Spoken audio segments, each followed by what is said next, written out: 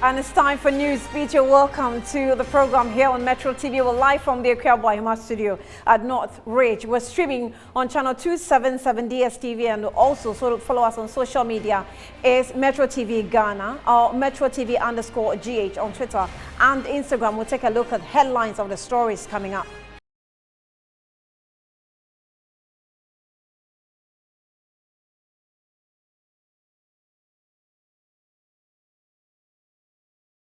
Transport operators and spare part dealers threaten demonstration on June 28th over rising cost of fuel. We'll bring you some more details of the story.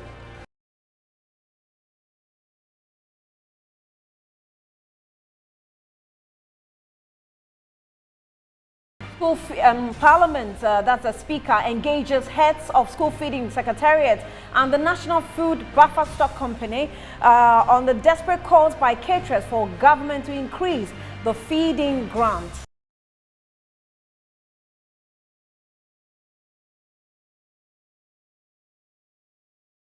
And also, food continues to wreak havoc in the western regions. Over 100 homes in Nzema Ekopong, which are submerged in the Wednesday's downpour. We also bring you some international stories. We're on the foreign front. Doctors in Afghanistan confirm children form majority of persons killed in Wednesday's earthquake.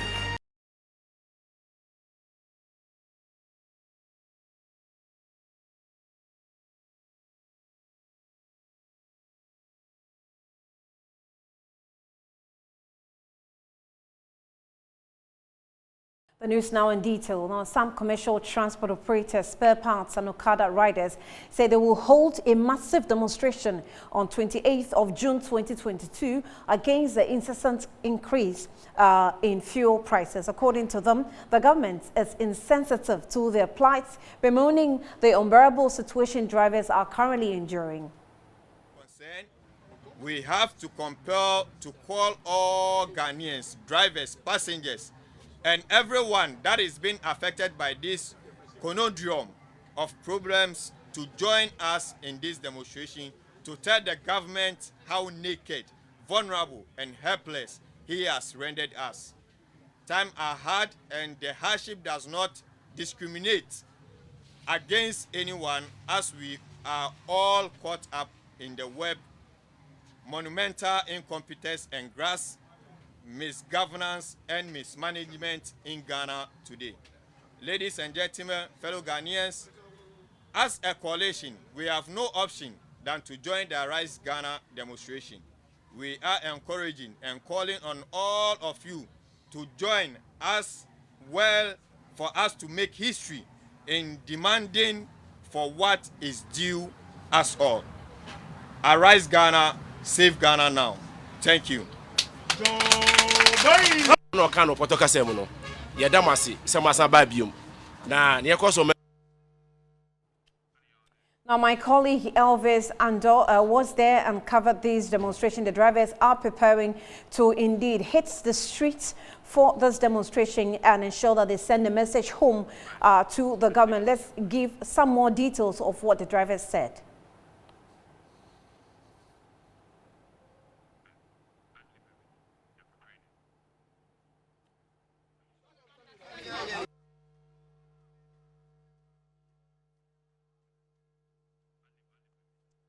All right, we're actually trying to get to Elvis Under, who has the rest of the details of what these drivers are saying as they prepare to hit the streets to demonstrate against government over the increase in fuel prices. 6 months. Your top petrol, 3 gallons are 1.550. Now, minua, a juma no, a question no mutia.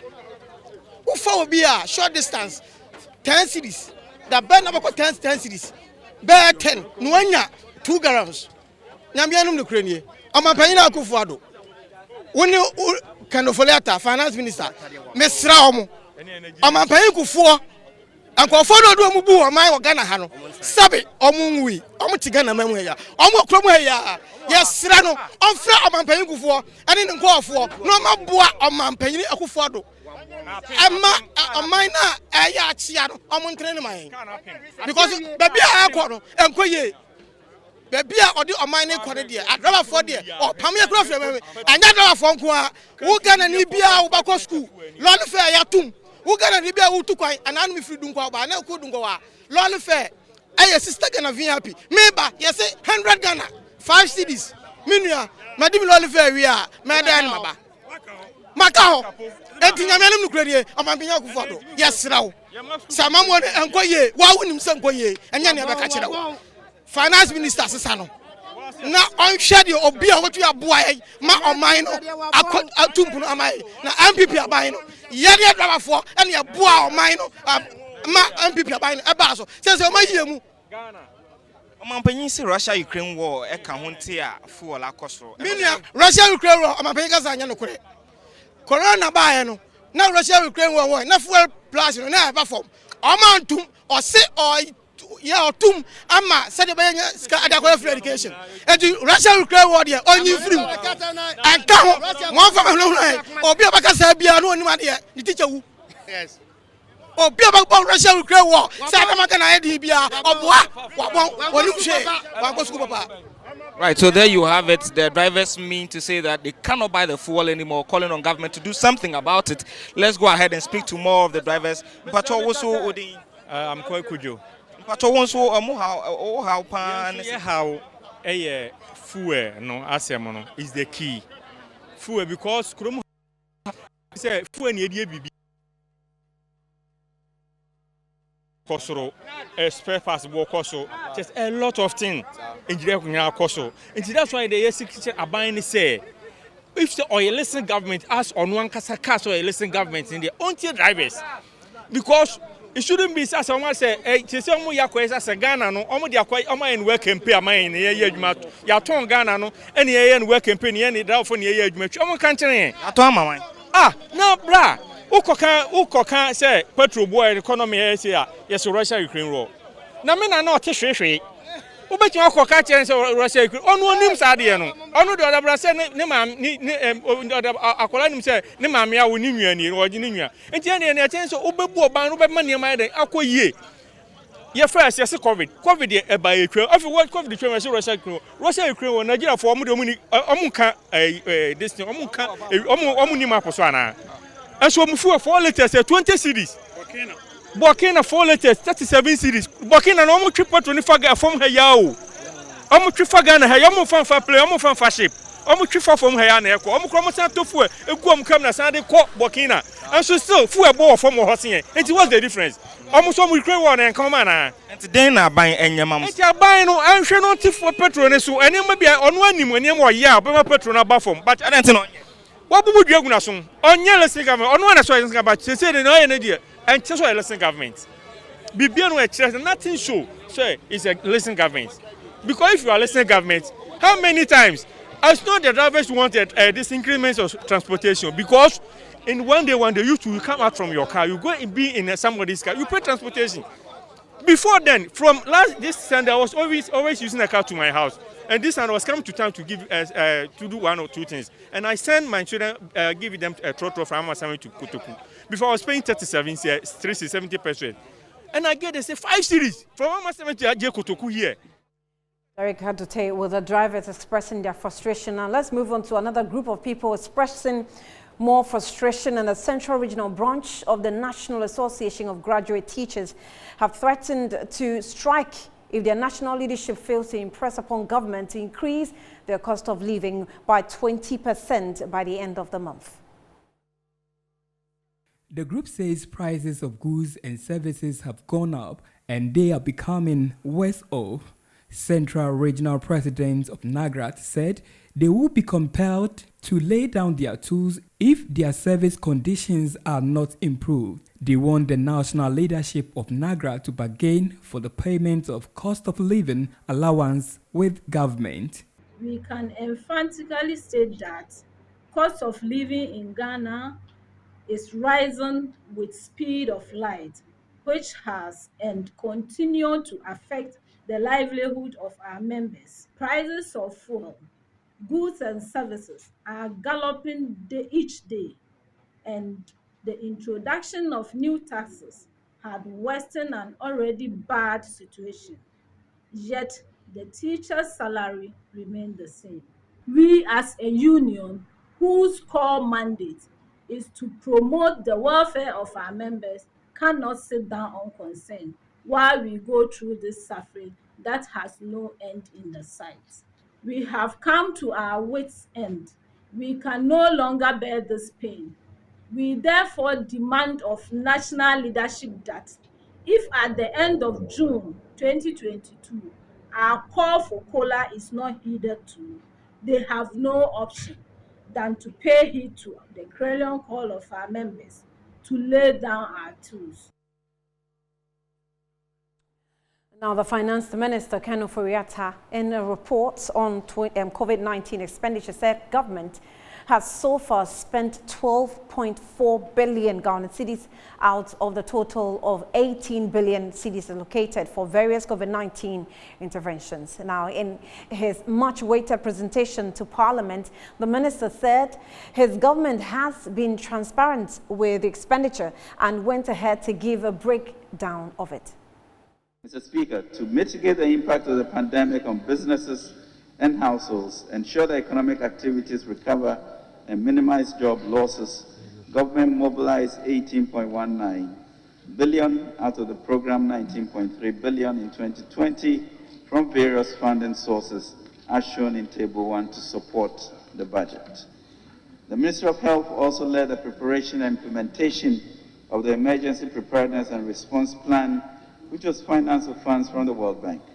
An amount of $230 million was secured from various facilities under the World Bank to support the implementation of COVID-19 Emergency Preparedness and Response Plan. Mr. Speaker, an additional financing of $200 million was also secured in 2021, largely for the acquisition and deployment of COVID-19 vaccines to support other sources of financing of the vaccination program under this plan. Budget support. Mr. Speaker, in addition to all the above sources of funds, other funds were sourced to support the budget. These include the $1 billion from the International Monetary Fund, 10 billion Ghana cedis from the Bank of Ghana, $69.3 million from the Africa Development Bank, and $99.7 million from the European Union. To dispel the notion that there have been inconsistencies in government data on COVID-19, His Excellency the President intimated during the State of the Nation address on 30th March 2022 that we had mobilized about 17.7 billion since 2020 to fight the pandemic. We subsequently reconciled the data, and I can report that as of end May 2022, we've mobilized 18.19 billion to mitigate the effect of the pandemic. At the onset of COVID-19, the Minister of Finance applied for and obtained approval of Parliament to lower the cap on the Stabilization Fund. This enabled the transfer of approximately 1.2 billion to the Contingency Fund.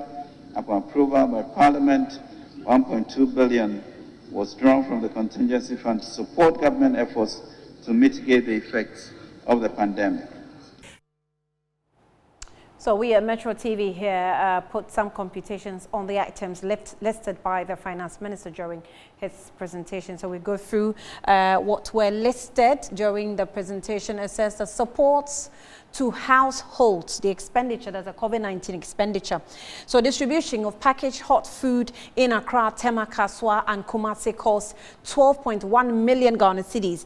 Number of persons fed, 2,744,723 persons. Distribution of dry food packages, 42.24 million Ghana cedis. Number of recipients, 470,000 persons. Total package for the dry food then will cost 54.34 million Ghana cedis. Now, if you move to provision of free water and electricity 2020, amounts programmed and the amount utilized. So the amount programmed costed us 556 million Ghana cedis and the amount utilized is 456 million Ghana cedis. Provision of free water and electricity in 2021, amount programmed was 200 million Ghana cedis. Amount utilized was 143 million Ghana cedis. Therefore, the total used for the free water and electricity in 2020 and 2021 costed us 599 million Ghana cedis. Let's move to Agenda 111. 600 million Ghana cedis was released in 2020 and 763.92 million Ghana cedis released in 2021. Therefore, the total will cost us 1,363,000.92 Ghana cedis. Now, the economic relief for SMEs. Coronavirus Alleviation Program Business Support Scheme costed us 600 million Ghana cedis. That's what the government says it utilized. Now, Ghana Cares Obatampa program also, we had 539 million Ghana cedis released in 2001. Establishment of development, that is the establishment of the Development Bank Ghana. We have released, can you go back to the, okay, we've released 853 million Ghana cedis. That's used as seed money. Now, to the next slide, we have 700, that's the procurement of COVID vaccines. We spent 777.82 million Ghana cedis. That was the amount released for the purchase of Sputnik V.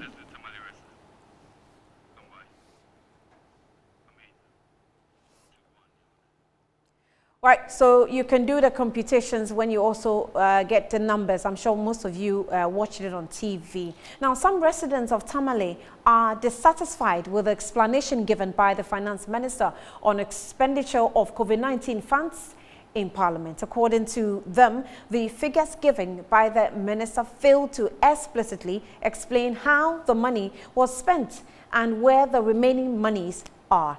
They spoke to the Northern Regional Correspondent of Metro TV, Al-Hassan Dibaba.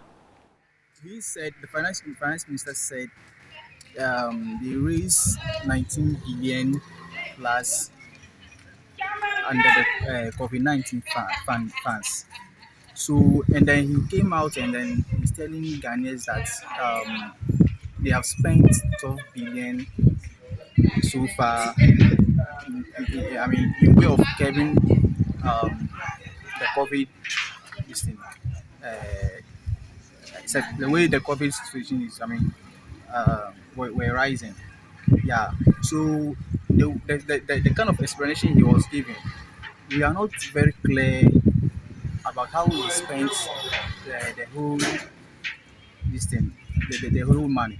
It should come clearly, categorically state to the people of Ghana that this is the amount of money he actually pushed into the health ministry, whichever place that, I mean, you should just give us a fixed, figures that they push into various sectors, so that the audit general, the audit service, and then the minister, the parliament, and then the Ghanaians will know the exact money being spent so far. I disagree with what Finance Minister said, and my reason is that, or my point is that, they were giving us some different kind of figures. The president has given us a figure, vice president has given us a figure, finance minister has given us a figure. We don't know which one is true. Who will we believe? That was just one point. They just come up with a correct point. You understand? So that's what we are just having problem with. No, I'm not really satisfied with this. Why are you not satisfied? The reason is that looking at the statement that the president gave at the State of Nation address, it's different from what the finance minister is telling us. So everything, what he said is contrary to what is being on the media and other things. So the finance minister statement is just like a cover-up statement. Well, more analysis on the COVID-19 revenue accounts that was given by the Finance Minister, Deputy Minister for Information, Fatima Abubakar, says the Finance Minister's statement on the COVID-19 expenditure was accurate as every expenses has been accounted for. She noted this during an interview with Metro TV. If you look at the statement that was presented by the Finance Minister, page by page, he was committed to accounting for every penny that has come to government coffers. That being said, some of the impressions created by the minority yesterday, as if mobilization through the trust fund and also through the private sector funds comes to the finance ministry or goes to the consolidated fund, that is not accurate. When a trust is set up, we have trustees who work more or less in a position like directors to see to how it is run. If there is a need for some audits, it is a separate thing as compared to monies that have been given to the finance ministry to expend, which the finance minister yesterday accounted for in terms of direct expenditure and also indirect expenditure, which were more or less like a buffer to support the budget of government for the year 2020 and 2021. Now, the minority in Parliament says it has recorded some inconsistencies in the government's COVID-19 related expenditure report.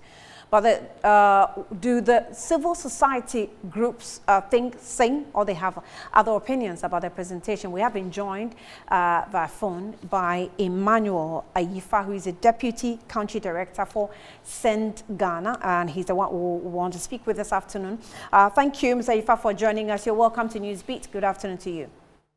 Good afternoon. Thank you for having me. Right. I'm sure you went through with us during the Finance Minister's address to Parliament on the COVID expenditure. What are your opening remarks on it first? Thank you. Pardon me. In fact, I was in another meeting at the Finance Ministry yesterday to talk about our open budget survey. So I really did not listen when he was on the floor of Parliament. But I think I monitored a few, at least from your outfit and other places. What I would say is that one, he has taken quite some time before even coming to actually deliver this to Parliament. I remember there has been several calls. And so if you've taken time to come, we expected that it should have been as much detailed as possible. In terms of generally, I remember we made a point last year that in times of crisis, corruption thrives, and for that matter, it's important that the finance ministry and then institutions that have oversight, like Parliament and Auditor General, needs to really make sure that people account for whatever expenses that they incur on the COVID related issues. And so if the minority have identified certain things that they feel that were not reported right, I think it behoves on the finance ministry to come back and then give those specific expenditures. Yes, I heard the deputy also, I don't know why the deputy also talking about the fact that certain expenses are not under the purview of the finance ministry. But if it is even the case, I believe that you could also still call for those other department agencies to also possibly account for that. I remember from some of our monitoring, the minority are saying that they are suspecting about 12 billion or so unaccounted for expenditures.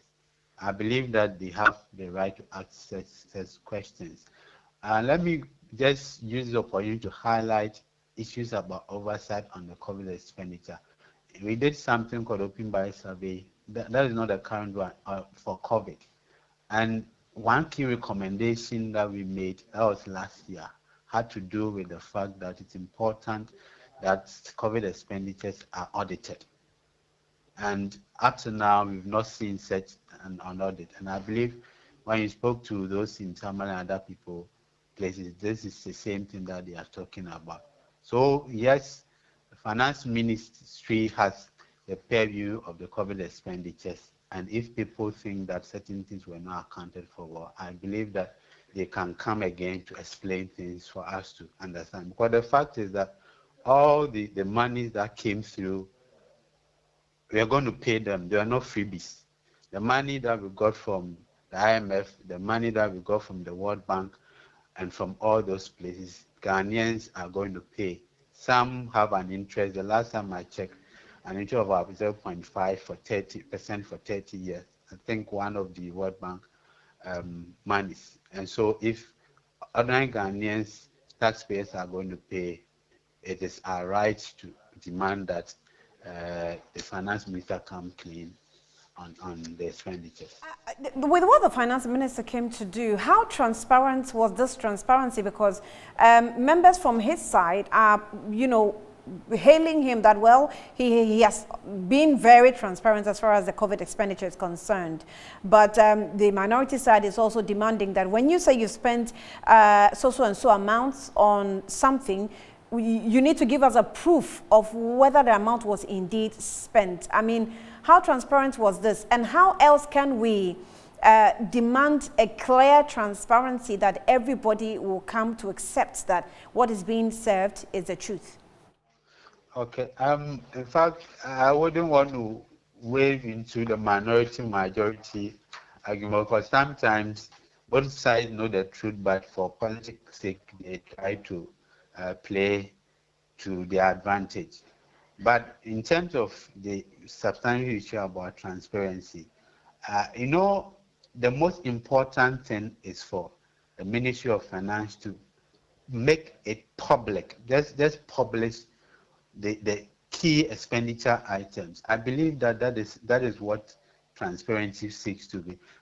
Still trying to relate to the OBS, there's one pillar called transparency, and we look at to what extent certain budgetary information or expenditures in this wise are made public. And by public, we're looking at even having it easily accessible online, having it at the right time, because these expenditures have been over some time. So timeliness, how comprehensive it is. And I think the concern about the minority is about how comprehensive the report is. And so in terms of transparency, for us as civil society, we look at to what extent an ordinary Ghanaian can have access to it at the right time and how comprehensive it is. So these are the things that I believe that we should be asking the finance minister to deliver.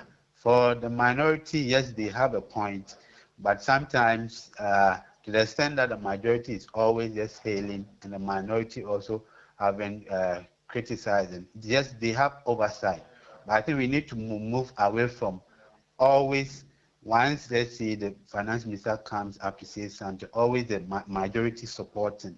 If it is not the case, I believe that we should put politics aside and the interests of the country in terms of transparency and accountability. Where the ministry goes wrong, we need to talk about it. Let me say, we were in a meeting yesterday, as I indicated to you. Sometimes you may not understand it until the finance ministry come to explain some of the things. And you realize that if you understand what they do explain, sometimes you understand why certain things happen that way. So if they may be able to explain to us, I believe that it's important that they also try to explain to the entire Ghanaian public. And that is where the minister comes in here to do. So the opportunity, every opportunity that minister has, I believe that he needs possibly to go back to Parliament again to really explain to people how the gap that the minority is calling for. Maybe the minority didn't really understand the analysis well. So if he goes again to right. Dr. Emmanuel Ayifa, thank you for speaking to us. He is speaking from a civil society point of view from country, actually the Deputy Country Director for Send Ghana. You're still watching Newsbeat here on Metro TV. We'll go for a breather. We'll be back with some more stories.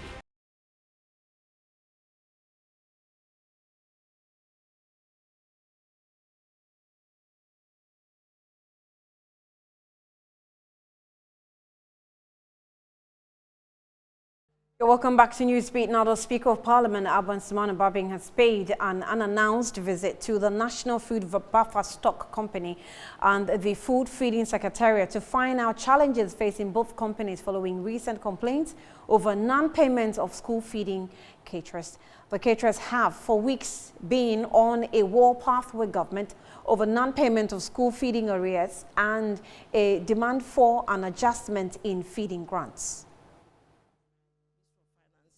Controller actually disburses the money through the Bank of Ghana, through the system, gift mix and all that before it goes to goes to the caterers' accounts.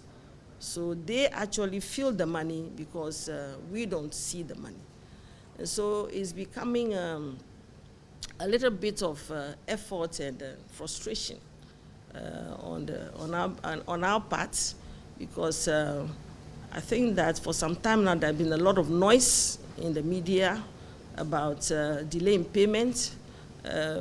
Caterers, they form themselves into associations, and those associations have not been recognized by us, because we don't have those associations, because we are cooking for innocent children, I'll call pro-poor children, who needs our support. And so for that kind of action, we have written to them, and then they come here, we talk to them mostly in this conference room. They go back and they do the opposite. And so it's becoming a lot of problems. So many agitations with lies, I would say. Most of them are not true, because when you see caterers saying they have not been paid, it's like they are not actually facing the fact that they are misbehaving, because they go to take the schools themselves. Meanwhile, the structure here is not for you to take school by yourself. You need to be allocated with the school, with criteria which you have to fulfill before you can actually have the feeding program to work with. And so we are really working around the clock to actually instill some discipline into the program.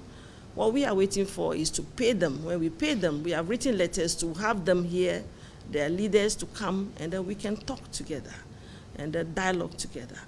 But for now, the payment of our third term, which is 2021 third term money, 12 regions have been paid in full. I would say for the full term of 68 cooking days, they have been paid.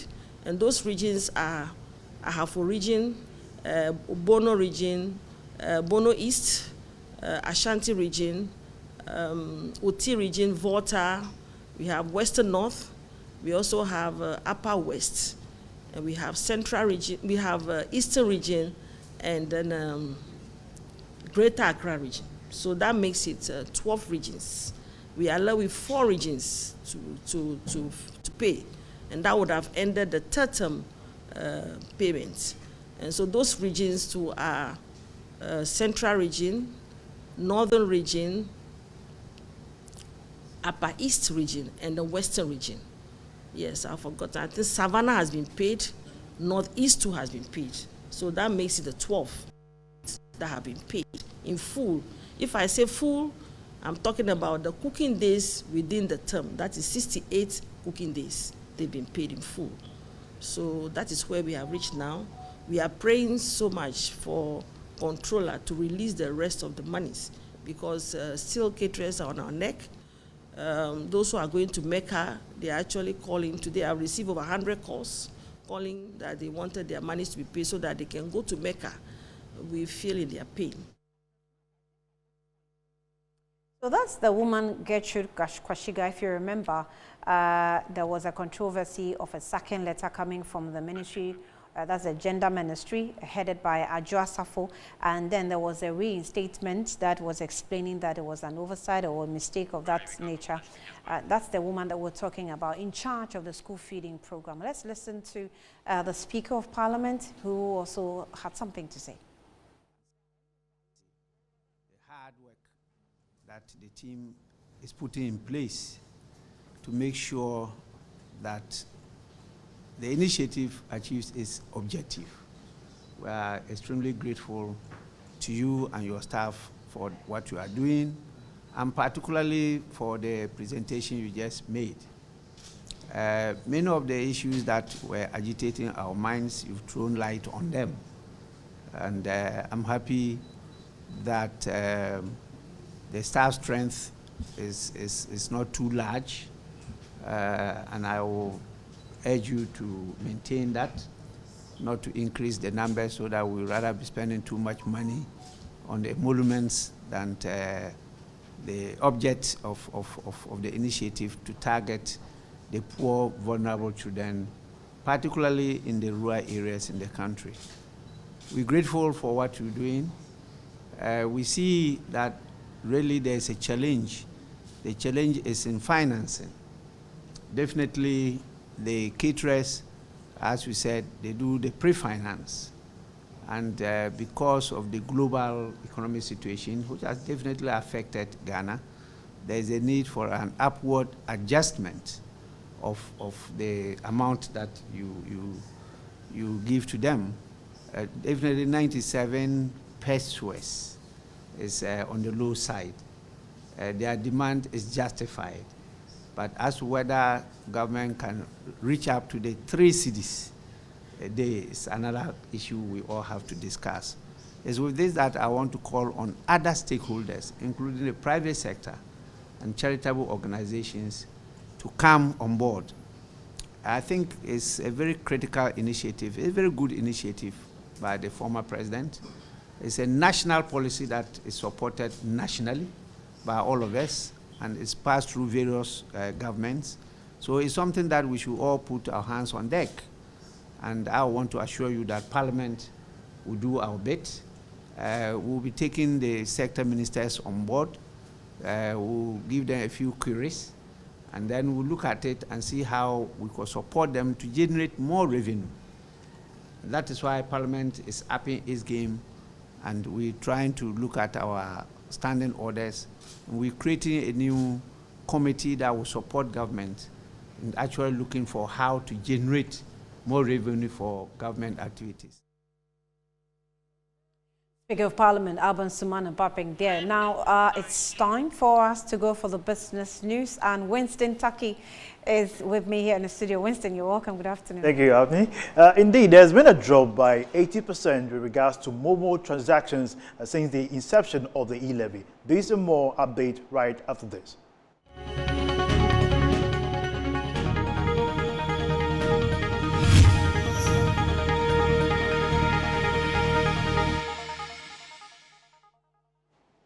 And now to our first business story. A research by the Mane Center for Policy Education has revealed that about 80% of mobile money users are shying away from the service due to the implementation of the e-levy. The think tank believes the tax policy must be reviewed to promote financial inclusion. The government has been trying to build a digital economy in recent years to reduce the use of physical cash, but it now admits the new tax could see a big drop in the use of mobile money services within the first few months of its taking effect. Speaking at the Imani G's Reform Dialogue, an economic consultant, Kin Carl Duho, believes government should take a second look at the electronic transaction levy in order to ensure its effectiveness. What we see is that there is a serious elasticity. You see, if you are addicted to drinking something and the price increase, because you are addicted, you will not be able to stop drinking it. You'll be stuck to it. That inability to move means that you are inelastic. But if you are not addicted to it and you can find an alternative and move away from it, then you move away. That's elasticity. So what we have seen is that there's high elasticity. People are moving away from the e-levy. And once they are moving away, then it's a problem. Now, when elasticity issues come in, you look at price. It may be that your price is not good. In this context, government has to look at the e-levy. Maybe the rate is not good. Because from our survey, a lot of the people, we see that some of the people don't want to pay at all. But then, significant number, only about 3% of the people want to pay more than 2%, from 1.5% to 2% and above. So a lot of the people are ready to pay when the rate is low. So government has to look at that calculation and see how can we adjust the rate if we have to do that. Aside that, if we are not able to do that, maybe we will not be able to reap the benefits that we want. The chief executive of Pop Out, Maximus Ametogo, called for a reduction in the percentage of tax on transaction. Based on the research that the money has done, whether government will change, maybe reduce the percentage or adopt maybe a subscription model whereby you say, okay, Maximus, you send maybe 500 cedis 4 times in a month. Instead of paying maybe 10 or 15 cedis per transaction, right? Pay 80% of that money as a fixed subscription rate. And when you're able to adopt that, you can get almost the same amount government wants to raised from the transaction, and we should be able to expand it. People are buying stuff online, like I said. $3.8 billion was spent on e-commerce. People buying stuff online in Ghana last year, right? How much of that did government get? The secretary of the Mobile Money Agents Association, Evans Otumfo, says proper consultation will ensure success of the e-levy. You can't do away with the agents network. We are making the e-levy a success. It is our services that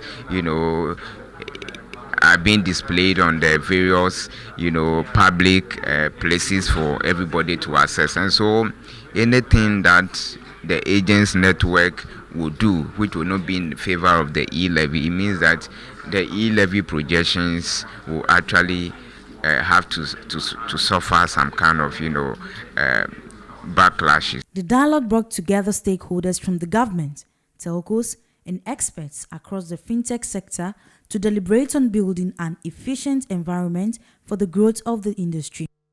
Away from that, the president of the Policy Initiative for Economic Development, Daniel Enim, says the nation's economy is not in the best of shape. The 2022 fiscal year has been a very difficult one globally because of the impact of COVID-19, and then recently the Ukraine-Russian crisis. Specifically in respect to our economy, we have seen our macroeconomic indicators not doing very well. Inflation has been increasing. We least expected that we get around about 27%, which is quite high. Policy rate has further been increased, and what it means is that the cost of capital is now expensive as compared to probably 2021 and 2020.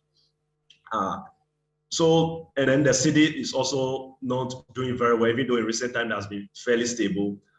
So on the macroeconomic front, things have not been doing very well. And then the cost of living in terms of utilities, food, transportation, things are virtually increasing on a daily basis, and salaries remain the same, or income levels remain the same. So there's a certain level of high cost of living in the country. In other words, the standard of living is being diminishing on a daily basis. So the economy is actually going through a difficult times, and it is evidently clear that the government is also facing liquidity challenges, and that's the reason which they have to push hard for the e-levy against all odds. And so our economy is not in the best shape, though there's a prospect for it to bounce back. That's all for business here on Newsbeat. My name is Winston Taki. We'll be back with sports after this break. Stay tuned.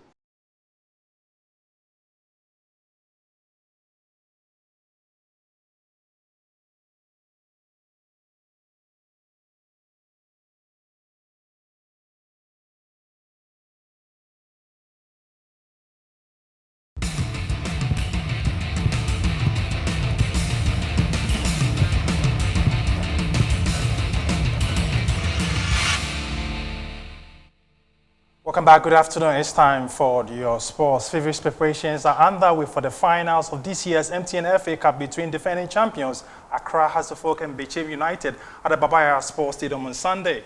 Vice Chairman of the Planning Committee, Kofi Poku, spoke to Metro Sports on the preparation. We've had, issues. Of course, things has not been like it used to be. Okay. Regarding our pitches, personnel. When I talk about personnel, people that we thought that they could help us. People have taken the laws into their own hands and all that. So we've had issues, but it's part of us. So we are managing. It's not bad because when you look at the level of play, we've had teams that nobody knew about, but they were able to do well.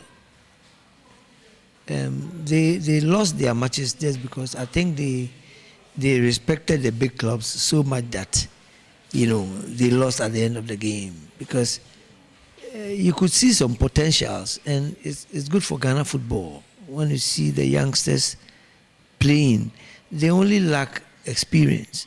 And the experience is also acquired whilst you keep on playing. So there's hope.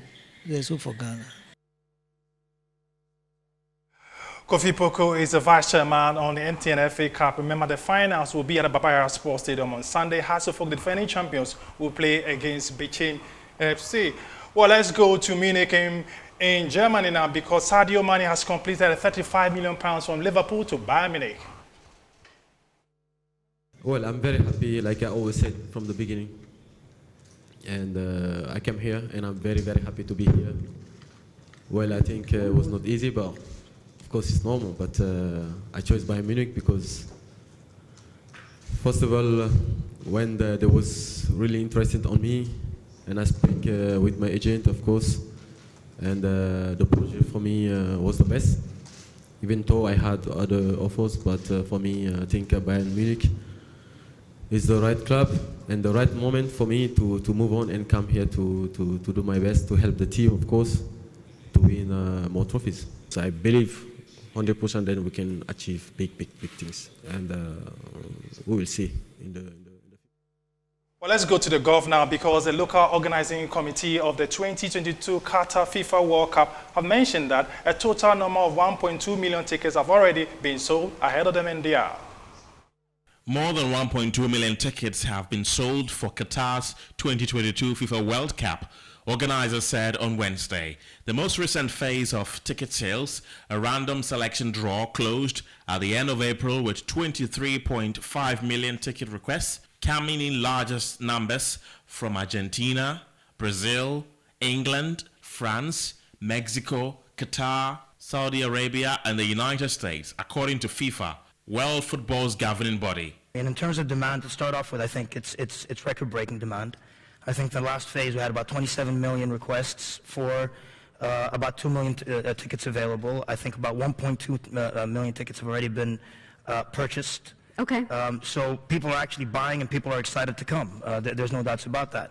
The next opportunity to purchase World Cup tickets will be on a first-come, first-served basis, but the date has not been announced. World Cup qualification matches have now concluded, and all 32 available slots for the tournament have been secured. Qatar hopes to attract 1.2 million visitors during the World Cup, nearly half of its population. Organizers are working to avoid price-gouging fans, and although the local business community should benefit, the tournament should be affordable and accessible. That's your sports. My name is Phil John Cortin, and I am standing by for the latest in showbiz. Thank you, Jody. Entertainment is next.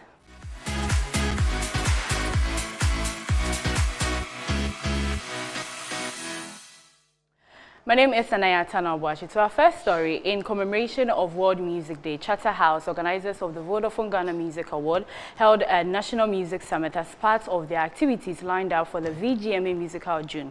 The summit sought to drive social change, educate and empower players in the music industry, especially musicians. UK-based entertainment journalist Ludwig Jr. advised musicians to take interest in who plays their song in order to track their own projects. I think it's very, very important that we have summits like this. For me, I'm coming from London. I've got a system called Radio Monitor, and what that does is that it helps artists to record and also record the data that they have on the radio. So in this country, many people have songs. They don't know who's playing their songs on the radio. Okay, you as an artist, you need to be responsible to know who's playing your song. So if you're somebody who invests in music, if you're someone who's a label, if you're someone who's an artist, someone who's a manager, someone who has any interest in music, there is no point in having music out there. You're spending all that money going to the radio station, but you don't know who is playing your music.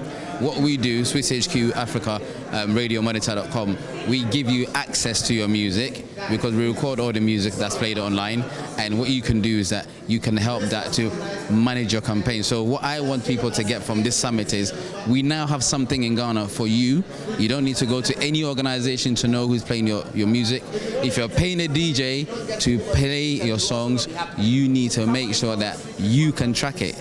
Those gone are the days where you need to call a DJ to send you a video of the song they played. You have access to the radio, you log in, and you can actually listen to what the DJ have done, whether they played it or not. Away from that, reggae dancehall artist Emmanuel Andrews, popularly known as Samini, has been elected as the 2022-2023 President of the Student Representative Council SRC at the Ghana Institute of Management and Public Administration, GEMPA. The legendary musician and his running mate Mabel Mensah garnered 307 votes, while his opponent Theophilus Corte secured 212 votes. Samini's victory makes him the first ever mainstream celebrity to become the president of an SRC of a tertiary institution in Ghana.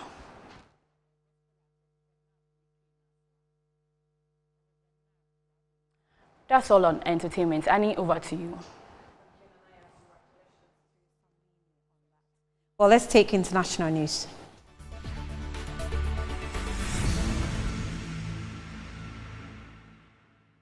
Another news, doctors in Afghanistan have disclosed that many children have been killed in Wednesday's earthquake.